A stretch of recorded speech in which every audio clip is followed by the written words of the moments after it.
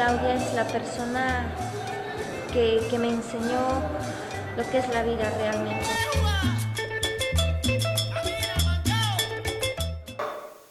Muy bien. Bueno, bienvenida, gracias por venir, Claudia. A ustedes, muchísimas gracias por invitarme. Bien. Encantada de estar aquí. Bueno, tengo un par de preguntas para hacerte, así como...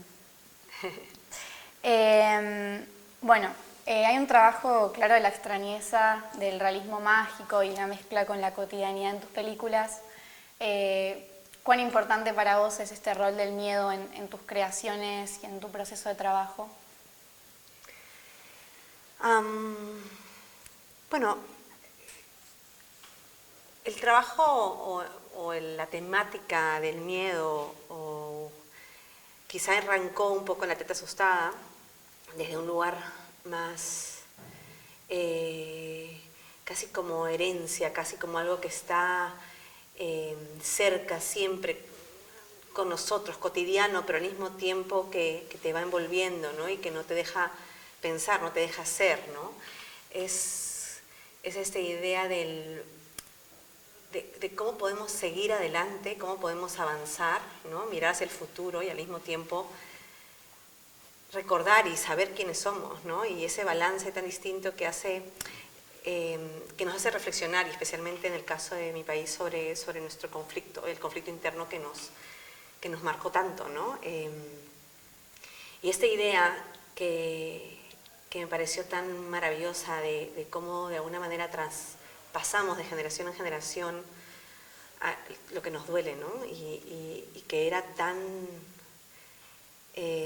palpable en el concepto de la teta asustada, ¿no? En esa especie de enfermedad que se transmite de madres a hijos y que nos transforma, ¿no? Y casi como que la pregunta era, ¿somos capaces de curarnos? ¿Somos capaces de seguir? ¿Somos capaces de avanzar, ¿no? Y en ese momento era más una mirada desde lo psicológico y no tanto desde el género, estábamos más en algún drama, pero siempre, claro, el realismo mágico es una palabra que está muy ligada a la literatura. En el cine es difícil de catalogar, porque el cine de alguna manera rechaza la hipérbole, y la hipérbole es totalmente amarrada, está muy cerca al realismo mágico, ¿no? Esta idea de algo.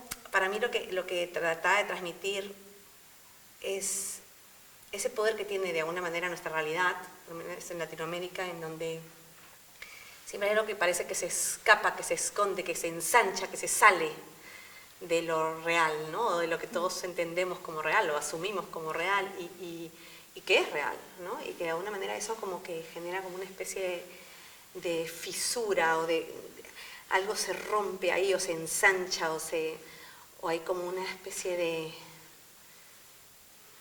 sí, como cuando un músculo se gira, ¿no? Y produce una suerte de extrañeza, de pregunta, de alerta en el espectador, en nosotros como espectadores de la vida, ¿no?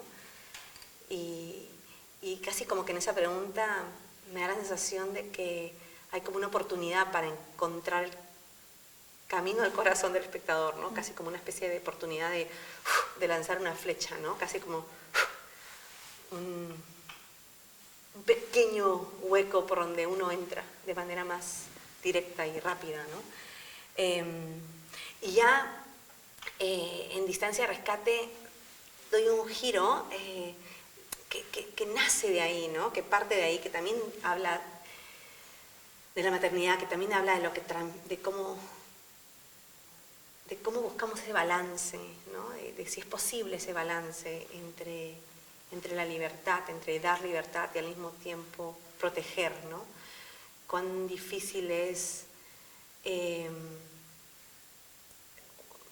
casi como que encontrar ese perfecto lugar en donde por un lado damos la oportunidad a nuestros hijos a explorarse, a ser sí mismos, a creer en sí mismos, al mismo tiempo ser autónomos, y eso requiere esta especie de separación que que es además indispensable para la creación del individuo, ¿no? Pero al mismo tiempo esa necesidad de la madre de, ¿no?, de estar ahí, de proteger, y casi como, y en ese instinto de proteger a veces como deformamos, ¿no? Y en ese amor que deforma, o esa necesidad del hijo casi que de liberarse de esa defensa también, ¿no?, se transforma y se deforma, ¿no? Bueno, esa era por lo menos un poco las sensaciones que yo tenía a la hora de enfrentar la novela de Samantha, que de alguna manera también respiraba toda esta apertura, ¿no?, que hay entre el juego, entre lo real y lo mágico, que somos, que parece tan cercano, ¿no?, en nuestros países, que está como que muy a la mano, y que produce como una posible, como un juego, como que puedes cruzar de un lado a otro sin darte cuenta. Sí. ¿No? Bien, bueno, hablando de Estancia de Rescate, Samantha Schweblin, tenía una pregunta sobre cómo fue el trabajo de adaptación de la novela, para si bien seguir con la historia, que tiene como semejanza también con un estilo o esta búsqueda de la extrañeza que vos tenés, pero cómo fue adaptar esta novela y continuar también con tu marca, con tu impronta. Claro, yo siempre he escrito mis propios proyectos y nunca había tenido la necesidad de adaptar nada, por lo menos hasta ese momento, ¿no? Y sí que había tenido ganas de compartir ese proceso que es tan hermoso, que es la escritura, ¿no? Que es casi como un momento muy solitario y al mismo tiempo muy rico y muy poderoso, y que te invita constantemente a una transformación, y tenía como las ganas y la necesidad de compartir eso. Cuando leí la novela, que sin duda me atravesó, me emocionó muchísimo, y casi como que tuve una especie de instinto feroz de contactar a Samantha y de amarla, y sin pensar, ¿no? No estaba pensando si iba a ser difícil, o sea, fue como seguir ese impulso. Fue muy rápido, rápidamente ella casualmente se iba a Madrid, empezamos a conversar, y yo también, casi como una especie de instinto, de pulsión muy certera, porque sentía que no me iba a equivocar, que es algo que es extraño a veces, pero pasa. Le dije, me encantaría hacerlo contigo, ¿no? Y así fue. Samantha empezó, o sea, ya desde la conversación sentía que era una persona que estaba dispuesta a entregar desde el lugar más profundo y desde la máxima generosidad. Y realmente no sentía que iba a estar pugnando por la autoría, que de alguna manera ella había hecho su trabajo, y que para mí, y esto era un poco acompañarme hasta que yo pueda dar el salto al mío, ¿no? Siempre sentí muy propia la novela, siempre la sentí muy, muy mía, y yo creo que ya nos pasa muchas veces cuando nos conectamos de manera visceral y profunda con un material, ¿no? Y al mismo tiempo sí que tuvo un ejercicio muy bonito de estar fuera de ella, ¿no? De que no era totalmente mía, y que había una cosa, como un gesto como muy hermoso y una distancia que también venía al caso con la temática de la historia, que me apetecía mucho explorar. Y realmente ha sido una experiencia muy, muy importante para mí, a todo nivel, a nivel de amistad, a nivel de aprendizaje, a nivel de compartir un proceso. Siento que es algo que me gusta, y que poder, ya, el cine se sabe, es una de las, ¿no?, artes más colaborativas, si no la más, pero el proceso del guión, que es tan esencial, a veces se queda en manos de uno o de pocos, ¿no? Y me gusta esta tendencia a abrir, ¿no?, a romper, a compartir más desde el inicio, desde la gestación. Y en todo sentido muy agradecida por Samantha, y muy agradecida de la oportunidad de poder compartir con alguien como ella, y de aprender y y eso, ¿no? De no cuestionar. Yo creo que estamos poco acostumbrados a jugar a veces, ¿no? A atrevernos a seguir el instinto, a seguir el impulso y a ver un poco, ¿no? Con el olfato hacia dónde nos lleva eso, ¿no? Me encanta porque justo Samantha es una persona muy, como escribe, muy visual, y de repente ver literalmente en algo audiovisual un escrito de ella, aunque sea como atravesado por tu impronta, es algo muy, muy lindo de ver, creo. Y se nota ese proceso en la escritura, siento. En cuanto al proceso de la escritura, te quería preguntar sobre si tus guiones tienen cierta cuota de investigación y de trabajo, bueno, quizás justamente para esto de repente crear o mutar un pueblo, siento que no va desde cero, que tiene un trabajo como quizás de investigación inconsciente propia, pero también de cosas que ya existen y reales. Sí, no, sin duda. Leo mucho alrededor de las temáticas que intento, en las que de alguna manera siento que se acercan al secreto o a la grieta que esconde la historia, pero para bien o para mal tengo una virtud, un defecto, es que soy disléxica, muy, muy disléxica. Entonces, a veces leo lo que no hay o leo lo que quiero leer y me lo creo con tal facilidad, y cuando luego vuelvo al material me doy cuenta que eso es absolutamente inventado, ¿no? Que era tal el deseo, ¿no? De encontrar algo que a veces hasta yo no sé si lo estoy inventando, no sé si lo estoy leyendo, lo estoy sacando del material, pero lo estoy interpretando de algo que está ahí, pero es un lugar muy bonito donde me permito jugar con el material que investigo. O sea, la investigación para mí es un lugar de plastilina, es un lugar de exploración, no es un lugar donde yo tengo que sentir que me tiene que amarrar o me tiene que afincar a un lugar. Al contrario, o sea, en la medida que eso pasa, me alejo de ese material y busco otro que me permita sentir esa misma sensación de acuosa, como muy de inspiración. Entonces, en ese sentido me considero que la investigación no es una investigación formal, ¿no? Como se entiende, o como por lo menos yo la entendía.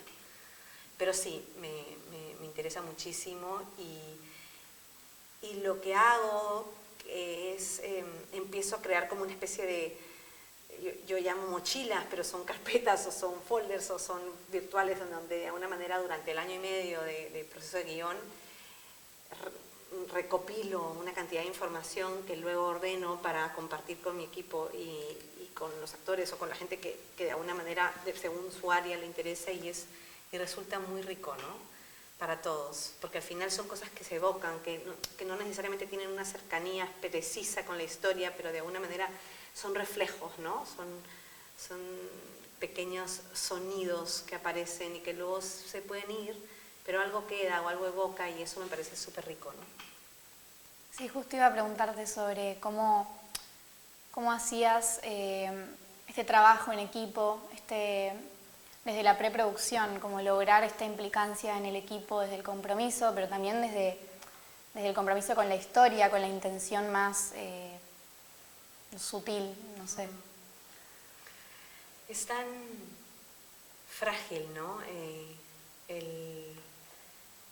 El sostenerla, es esa distancia rescate, yo creo, ¿no? De nuevo, como símbolo, como recojo a Samantha ahí.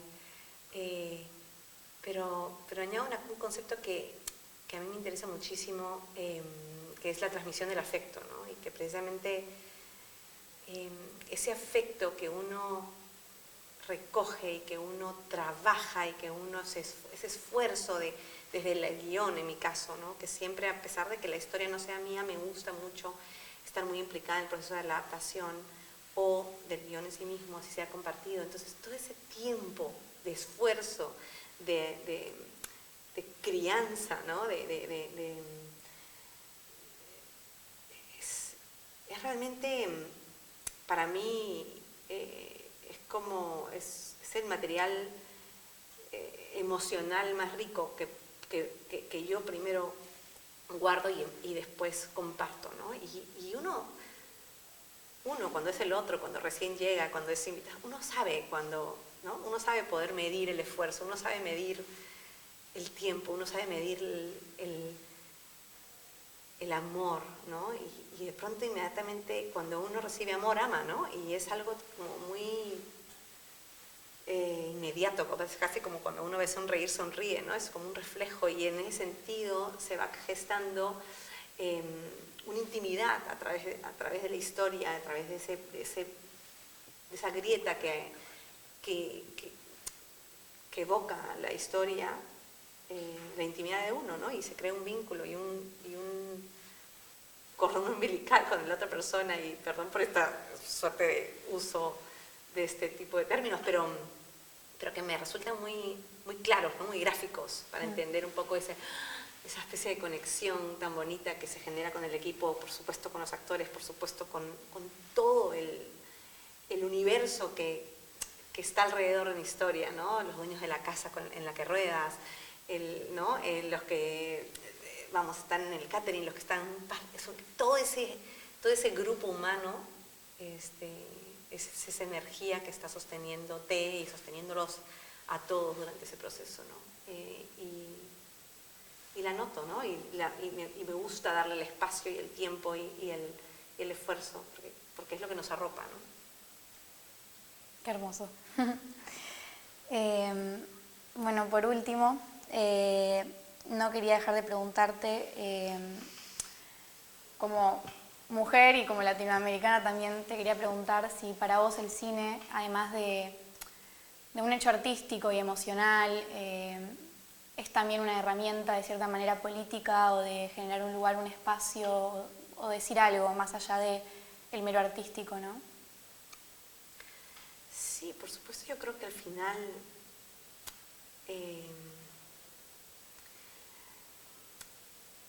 a veces, depende de la historia, ¿no? A veces son historias que están ancladas en un gesto más político, en un gesto más emocional. A veces es una cuestión simplemente de evocar, de lanzar una pregunta, ¿no? Y esa pregunta, ¿cómo atraviesa, ¿no? Depende de cómo atraviesa también, es un acto político.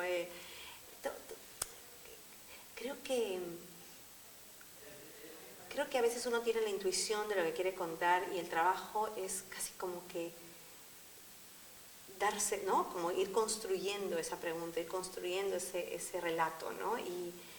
Y a veces es puramente emocional y a veces está cargado de muchísimos otros reflejos que para mí a veces evocan más que un gesto o que una frase o que una idea conceptual. O sea, me interesan menos las certezas cada vez y me interesa más cómo movilizamos, cómo nos vemos reflejados, consciente o inconsciente, sobre una historia, sobre un personaje, cómo eso nos mueve, aunque sea un poquito, ¿no?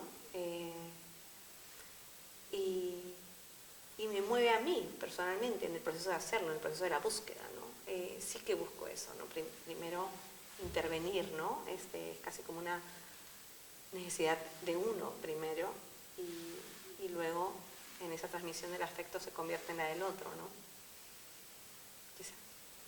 Genial. Bueno, muchísimas gracias. Gracias a ti, gracias a todos. Muchas gracias.